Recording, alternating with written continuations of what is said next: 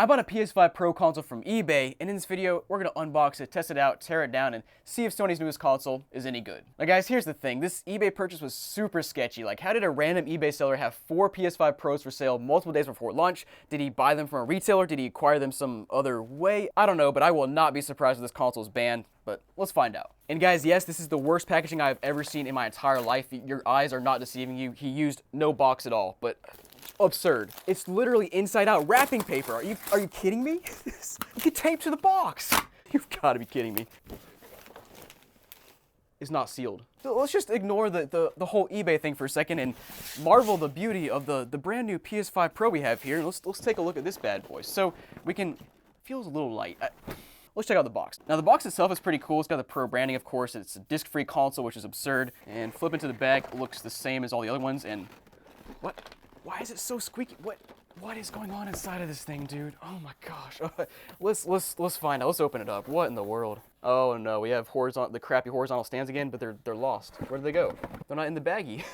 And oh, here it is. Yo, dude, you gotta be kidding me. We'll get into this in a minute, but a $700 console coming with these stands is absurd. I'm sorry, but that's absurd. All right, so the whole thing is one singular box now instead of like a separate box, and it feels like there is actually a console in here. Let's hope so, though. Let's find out. Yep, that looks like a PS5 Pro through there. You can see those the 3 little ridges. Whew, boy, and that thing is, dude, this is such an awkward looking console. It's so awkward, and I gotta say, like, this is all wrinkled up, like somebody took this out of the package and put it back in. I mean, you saw the broken seal, so something sketchy is going on here. But guys, let's just marvel at this console for a second, and hold on, wait a second. I just noticed this console does not have glossy plates. Yo, A+ Sony, they're all fully matte. Wow, so we're not gonna get our fingerprints all over the console. That's good. Now we do still have our glossy portion in the middle, but this is an improvement. And then going to the back here, looks like we have HDMI port, LAN, 2 USB, and our power. And the interesting part here is it looks like it's in a different location than the older consoles. Let me just actually bring out the PS5 Fat, PS5 Slim, and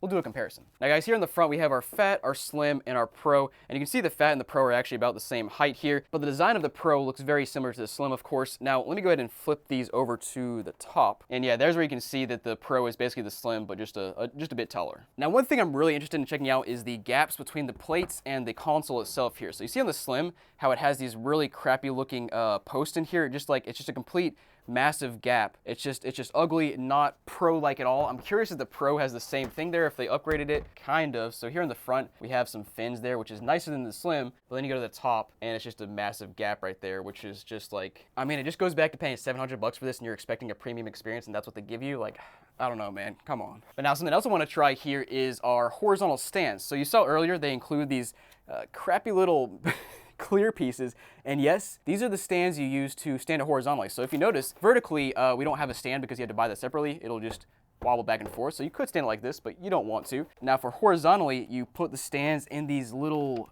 openings right here, and yep, your $700 premium Pro console, you have these little crappy stands on the bottom that holds it up, and let's go ahead and see how stable it is. Bro. Like guys, let me just show you what's going on here. So you have our 2 stands down under there, as you can see, but there's a massive gap here because there's no disk drive, so it just wobbles back and forth. Like, I get it, you're not gonna be pressing down your console all day while you're playing, but it's just like, how is that Pro in the least bit? Come on, man. Now, of course, the other test we wanna do is seeing if the PS5 Slim plates work on the Pro, because they look about the same size. I hope they fit. We've heard rumors, I've seen rumors that they don't fit, but I'm gonna try for myself. All right, so Pro plate is off, Slim plate is off. Let's go ahead and see if these like clips align in the least bit. Okay, so it's actually the exact same size. But yeah, the clips just straight up do not align. That's horrific. That's absurd, Sony. Okay, so I stand corrected. It's off by like a centimeter. Either way, that's absurd that you now have 3 consoles that all require different types of plates. Like, Sony does not care about you. Don't get it twisted. Oh, man. And of course, guys, the other elephant in the room that we got to address before we plug this console in and see if it's banned is we have to put a disk drive on it because it didn't come with one. So let's go ahead and pop it off the Slim console here. I really hope the Slim disk drive fits on the Pro. I think it does, but we'll confirm. So you lift it up like so. We'll see if it pops in here with the same clips, hopefully. Not a great sign from the first plates we saw. All right, so the drive fits. Now, will the plate fit here? Okay, it does fit. Thank goodness. All right, that's even more absurd that they made sure that the disk drive plate fits, but they made sure the rest of the plates don't fit. I have no words, man. But let's go ahead and I guess try to plug the console in, see what happens. Oh, and wait, by the way, one more thing. You actually need different sized stands for your disk drive console versus your digital one. So now I have to swap to different stands so that it'll properly stand horizontally. At least it's more sturdy now with the disk drive. Oh, wait. Or is it? Let's plug it in. So guys, console is plugged in. Let's go ahead and turn it on. So our power button is here in the same place as usual. Let's go ahead and see what happens. So same beep. Looks like the lights are exactly the same with as a Slim right here with the lights, but there's no lights extending around the top part right there. It booted. We have life. That's actually very surprising. Let's go ahead and plug our controller in and see if that works and see what happens when we boot up. All right, now here's the true test. Let's see what happens when I plug in the internet. So serious, like, is this console, I don't know if it's like stolen or I don't know how this guy acquired it. All right, so booted up immediately. It looks pretty much exactly the same as a normal PS5 UI. Let me go hop over to the system, and we can see we're on 9.40, which is, I think that's the most recent update, isn't it? And yeah, so it looks like 9.40 is the most recent version, but why did it say there's a software update though? Hold on. Okay, never mind. 9.4 is definitely not the most recent. It's just the website I looked at was wrong. We're actually on 10.20, which is what it's trying to update me to now. So let me try to update that, and we should find out soon if this thing is actually banned or not. Oh, here we go. We're updating the disk drive. What do they have to update? All right, so I booted back up from our update, and this drive is connected to the PS5. To use it, register it to your PS5. Okay, sure, I guess I have to. So guys, surprisingly, we are booted up here. It's not banned. I don't know how. I don't know how this guy acquired this console. I'm so confused. But guys, let's go ahead and try out a game. And I should also mention that I've been monitoring the fan output on the back, and it's so quiet that like I can't tell if the fan's on, which is maybe a good thing, maybe a bad thing, because maybe the fan is literally not on. So guys, my test game of College Football 25 is now installed. This is supposedly a PS5 Pro enhanced game. I don't know what that means in terms of this game. Let's go ahead and boot it up though. Wait a second. Okay, so I'm used to the PS5 pushing air out the back, but I feel absolutely nothing out the back. But I feel air out the top. I was not expecting that, but let's go ahead and play this game for a minute and see if I can figure out what's enhanced about it. So guys, I've been playing for like 5 or 10 minutes here, and while it's not a completely fair comparison because I've only been playing a short amount of time and I'm playing on a monitor instead of my 65-inch 4K OLED TV, I don't personally see a difference at all in this gameplay versus when I played College Football 25 in the past. Now, I'm sure it's a game-by-game thing where certain games have, double the frame rate, or maybe the graphics are so enhanced that it's like very easy to tell, that sort of thing. But College Football 25 at first glance, looks the same to me. And by the way, guys, after playing for a while, it does finally feel like air is coming in from the front and the top, which is how it's supposed to be. And then I feel a bit of hot air coming out the back. So not much, but there is some coming out. So let me actually pull out my thermal camera now, and we'll just take a look at the console and see if we can get an idea of the airflow, the hot spots, that sort of thing. So guys, looking at the heat signature on this console, not too surprising. There definitely is a fan over here just pulling the air in, and that's why it's so cool over here. And then the rest of the console is hot, with the most concentrated part of heat being here at the back where it's pushing out air. And yeah, every time I put my hand here, it's definitely blowing out more and more air, which makes sense with the console just being on longer and that sort of thing. So guys,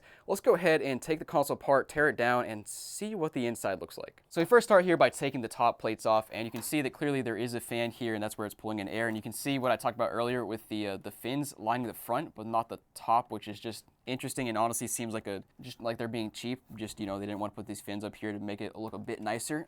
Just so many things, I guess. Then flipping to the back, we'll also take off these plates here, and the plates pop off. We'll go ahead and pop off the disk drive as well, and it looks kind of how you expect. Again, the fan is here on this side. You got fins in the front but not on the top, and then you have these just, of course, 3 plastic fins that are just, mounted here for aesthetics. But let's go ahead and pop the SSD drive off first, or the cover. And yep, it looks how you expect when you put your SSD in here, and you got your screw, of course, included, so you can mount that down. And then we do still have this little tiny sticker that covers the fan port. Let me go ahead and pop that sucker off, and it looks pretty standard. Of course, we'll unplug this fan as well. All right, so we have a 19-blade fan, which I believe is consistent with the Slim. Yeah, looking at the Slim, looks like it's also 19-blade fans. I'm not sure if it's the exact same fan. It looks a little bit thicker here than the Slim fan. And let me just go ahead and take out the rest of these screws, and we'll see if we can pop this whole thing apart. All right, so all screws out, including this fat Phillips head screw right here, which has our battery hidden down there, which are interesting. Let me go ahead and just see if I can pop this entire thing off now.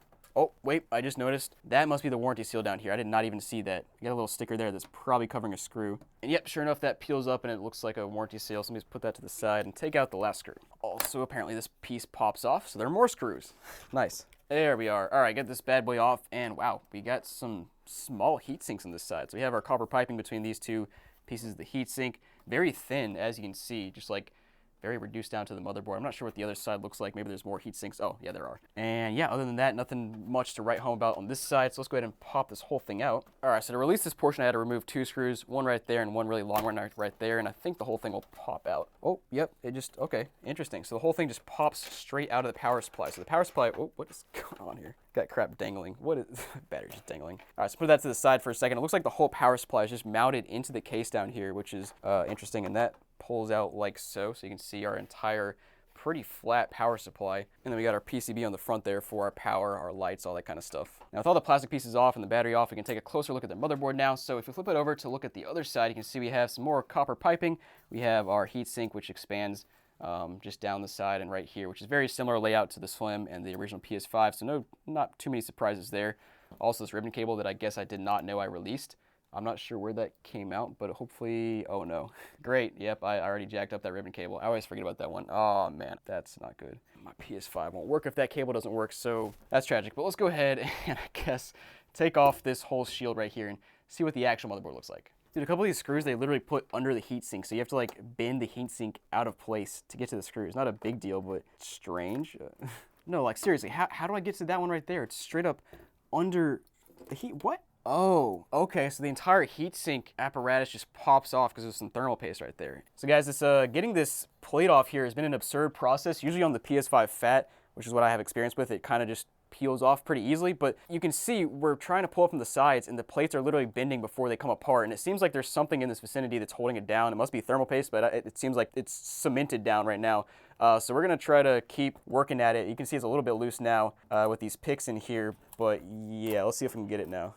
Oh, there goes. Oh, jeez. Holy crap. So yeah, guys, taking a look at the metal piece and the motherboard that were attached together, I'm not really quite sure what this material is. Like, if it was thermal paste, I would think it would come apart pretty easily like our heatsink did on the other side, where it's like, it sticks together a bit, but it releases pretty easily.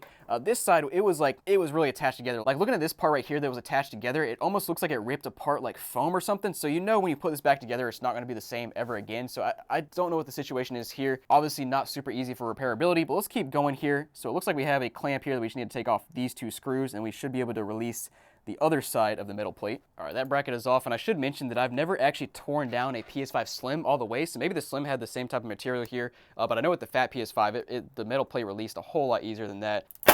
Jeez, dude. Oh, same thing here. I had to basically rip it apart to come apart. Oh my gosh, there's so much of this goo or thermal paste, foam, whatever it is. And then of course we have liquid metal here, just like we had on the Slim and the Fat PS5. But there it is, guys. I hope you enjoyed this teardown and first look at the PS5 Pro. Let me know your thoughts down below. Honestly, I'm very surprised this console even worked with the eBay interaction I had. I'm gonna make another video showing the entire eBay interaction for buying this console because it was pretty wild. So make sure to tune into that, subscribe, and guys, I will see you next time.